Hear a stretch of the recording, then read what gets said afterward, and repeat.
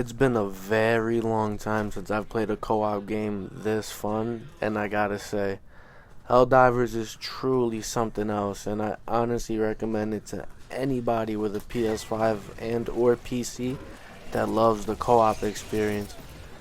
This is a game that truly puts you in an environment where literally everything and anything can kill you, forcing you to make a lot of harsh decisions, as you can see here in the footage.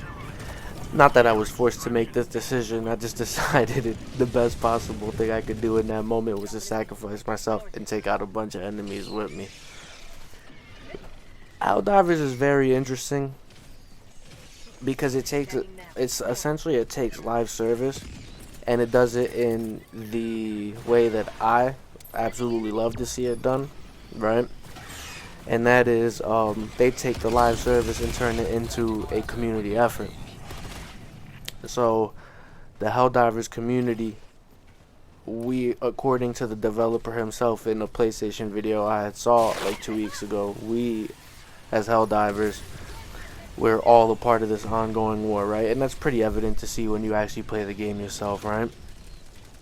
But essentially, there's Terminids, which are the bugs, and there's automatons, which are the robots. Terminids, it gets a little Starship Troopers, and then automatons, it turns into Terminator.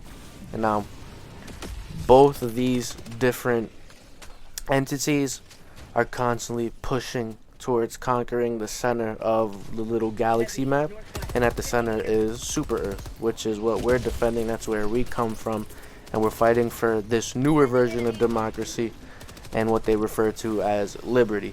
I don't know too much about Helldivers 1, so I'm not entirely sure what all the details are of this new form of democracy. All I know, is that it's a new form of democracy.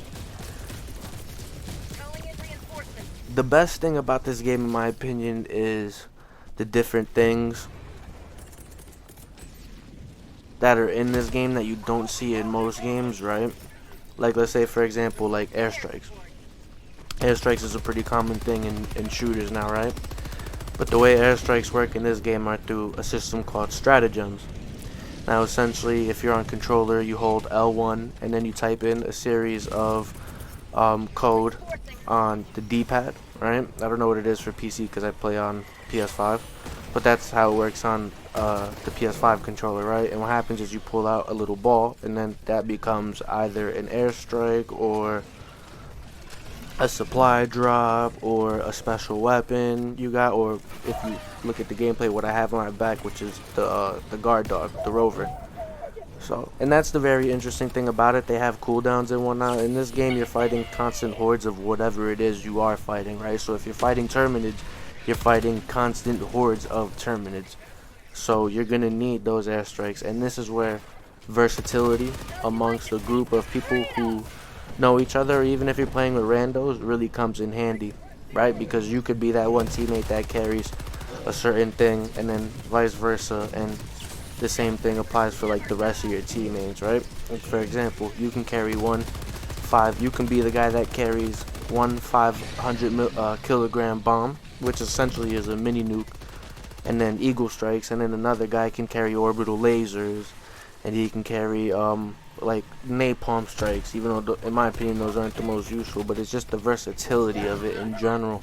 It just allows you, if you want to get deep into it, honestly, it usually just works out when you bring whatever you want and you just use it smart and accordingly. But you know, it does give you the chance to coordinate what should be brought onto the battlefield with your teammates, and that's truly incredible. The solo experience it's a little interesting. There necessarily isn't a solo experience. You can do it solo, but I wouldn't really advise it. You can do it solo and still have fun, though, don't get me wrong. But it is better to play with people. And although that might sound kind of crazy, because I know what you're thinking, right? You paid money for your game, you should be able to play it offline, solo, multiplayer, or however you choose to, right? But I promise you, this is a game that shines its brightest when you have a full team, or even just one other person, not even a full team, one other person, and it's still insanely fun.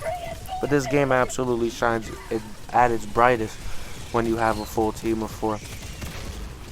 What intrigues me the most about Helldivers is that it's not a looter shooter, and the only reason why I say that, think that, or even bring it up is because usually when we see games that have repetitive gameplay loops, correct me if I'm wrong, but usually those are looter shooters. The interesting thing about this game's gameplay loop is that the missions change per difficulty, and there's about 9 difficulties. Also, in the comment section, correct me if I'm wrong on that as well. I have slightly terrible memory, as you can see, but it goes all the way to impossible mode. So you do multiple missions out of one operation, right? So when you do the first few difficulties, there's 2 missions in one operation, and then you get rewards for completing the whole operation, every mission in it. And then when you get to the harder difficulties, there's 3 missions, and I think, I'm not sure, there's even more missions when you get to the hardest difficulties. So the game, and those missions are different. You're not, when you go to like level 7, you're not just doing the same missions you were doing from level 2 or 3. You're doing a new set of missions, and some of these missions are absolutely insane. Some of these missions consist of hunting these huge Terminid Titans you're seeing on screen right now. Some of them consist of launching nukes, like I'm talking about literally launching a nuke and then watching it in the distance go off, creating an intense and very cool looking mushroom cloud. There's side missions along each quest, along each mission you go on. So there's always something to do when you drop down on the planet besides the main mission.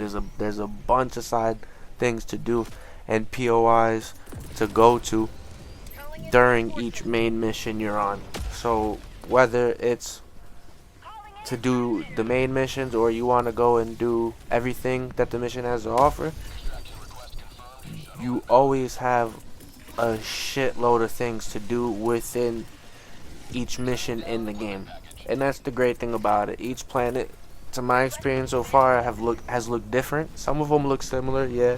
Some of them have similar environments or whatever, but for the most part they've looked different. And as you can see here in the footage, look at how like the weather affects vision.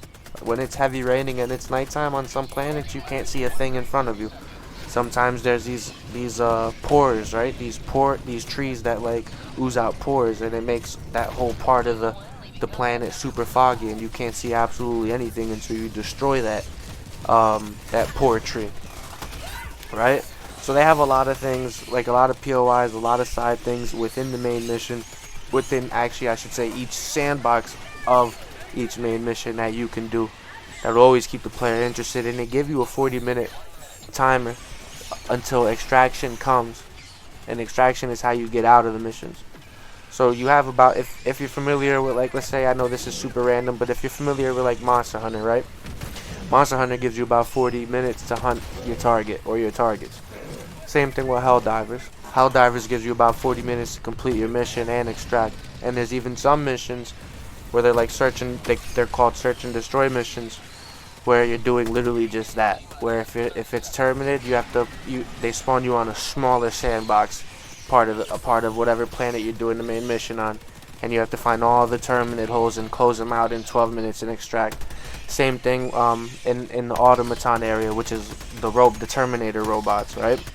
They give you like different POIs of where they're at, and you have to go around and destroy all of them in 12 minutes, and then extract out. Honestly, if you have a PC and or PS5, I highly recommend this game. If you like co-op games, I highly recommend this game. This game is truly something special in my opinion, and as a person who has never really heard of Helldivers before this, I didn't know what to expect, and I'm extremely impressed and pleased. So make sure you like, comment, subscribe, and catch you on the flip side.